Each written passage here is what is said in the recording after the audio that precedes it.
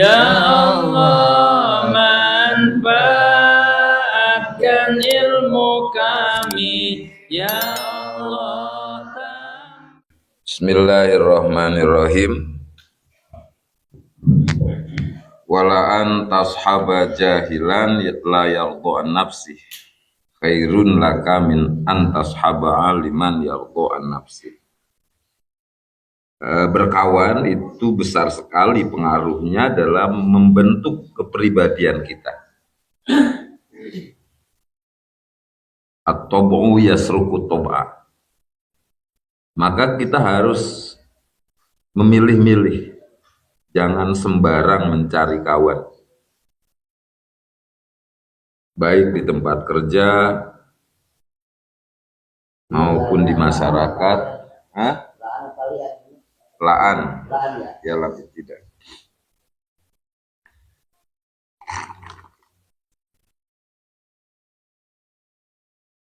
Kita mau membangun rumah tangga sakinah mawaddah warahmah, di antara syaratnya itu pasangan suami istri harus berkawan dengan orang yang soleh-soleh.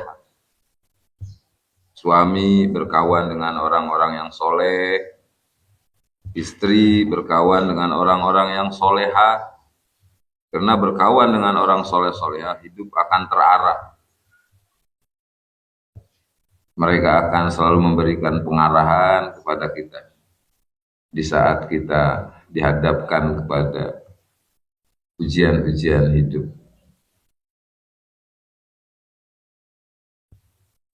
Juga berkawan dengan orang yang soleh-soleha, matiskan hati, tenang, itu panas dia. Gitu. Coba kayak kumpul dengan kiai, dengan adem kan hati. Terus bukan duit kayak berambah balik berpusing gitu.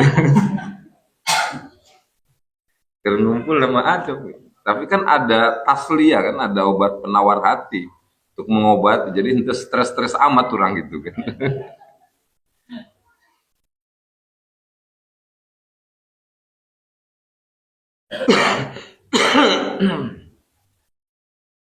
Ada 3 ya syarat untuk membangun rumah tangga sakinah mawaddah warahmah. 1 itu, kedua rajin ibadah, suaminya rajin ibadah, istrinya rajin ibadah. Karena dengan rajin ibadah akan diberi ketenangan hati. Ala bizikrillah tatmainul. Kalau hati tenang, seberat apapun permasalahan akan terasa ringan. Ketiga, usahanya di daerah sendiri. Usaha di daerah sendiri ya.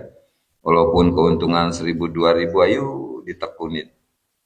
Karena kalau usaha di daerah sendiri kan suami keliat, anak keliat, istri keliat, anak keliat, keurus. Coba kalau jauh-jauhan, jadi TKW atau jadi TKI. Gaji memang puluhan juta. Tapi anak nggak keurus, istri nggak keurus, suami nggak keurus. Bagaimana mungkin mau bisa bangun rumah tangga sakinah mawaddah warahmah? Nah itu ya. Di tempat kerja juga sama, cari kawan-kawan yang soleh. Dalam bermasyarakat juga sama, di pondok juga sama, cari kawan yang rajin. Sebab besar sekali pengaruhnya dalam membentuk kepribadian.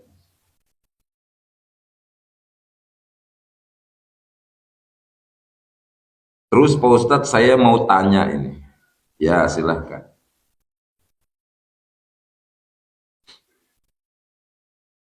Soalnya di tempat kerja saya itu,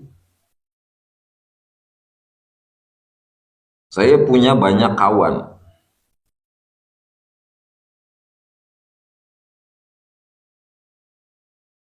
Di antaranya kawan yang kerjanya bareng dengan saya. Sama-sama lulusan SMA lah ya. Terus ada lagi atasan saya, yang dia mah lebih pinter lah. Karena dokter Andes kuliahan itu. Jadi artinya saya punya dua kawan. Yang satu biasa-biasa saja, nggak pinter lah. Yang satu lagi pinter, atasan saya. Tapi saya perhatikan kawan saya yang nggak pinter itu, yang biasa-biasa saja dari segi keilmuan, kawan kerja saya itu. Dia walaupun nggak pinter, tapi saya lihat ibadahnya rajin, orangnya jujur, nggak mau hianat. Sementara atasan saya yang lebih pinter gitu kan, dia orangnya ngikuti nafsu, nggak jujur gitu. Hianat. Kadang ngajak saya supaya apa itu ikut dia gitu kan. Nah saya khawatir gitu. Nah ini bagaimana buat saya? Apakah sebaiknya saya berkawan dengan kawan yang biasa-biasa saja tapi jujur gitu kan, nggak ngikutin nafsu?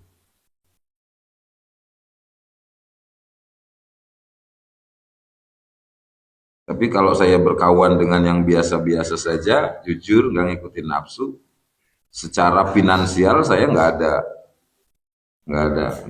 ada peningkatan yang ada peningkatan biasa-biasa. Tapi kalau saya berkawan dengan atasan saya itu yang ngikutin nafsu, ngajak saya kerjasama, hianat gitu kan. Secara finansial saya jadi cepet kaya gitu. Itu gimana Pak Ustadz?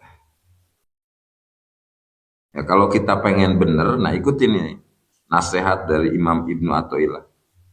Kalau kita pengen bener gitu. Kalau pengen kaya lain lagi. Kalau kita pengen bener, wala antas haba jahilan la yardu an nafsi. Berkawan dengan orang yang biasa-biasa saja dari keilmuannya.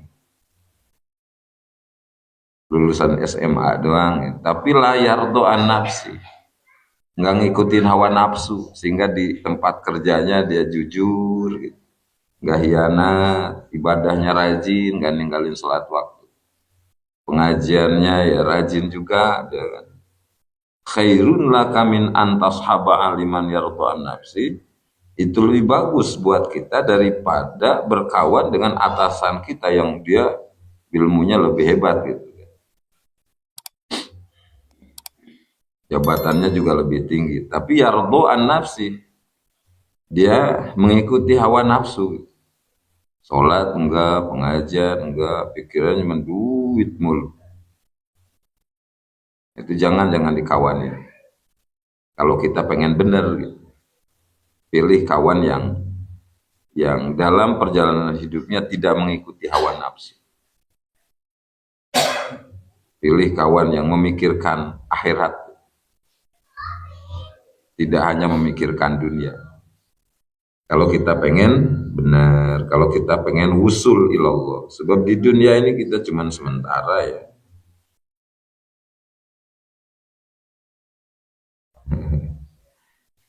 Makanya Allah perintahkan kepada kita dalam Al-Quran, kunu ma'as-sadiqin, kunu ma'as-sadiqin. Berkawanlah kalian dengan orang-orang yang jujur, kata Allah. Surat At-Taubah ayat 120.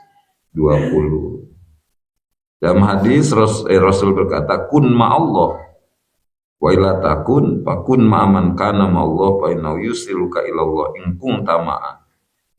Jadilah kamu orang yang marifat. Bila kalau kamu belum bisa, maka berkawanlah kamu dengan orang yang sudah marifat bila. Maka ia akan menuntunmu untuk sampai marifat kepada Allah. Sebab manusia dihubungkan kepada pintar dan benar itu terbagi 4 golongan. Pertama adalah manusia yang pintar dan benar. Ya pintar, ya benar.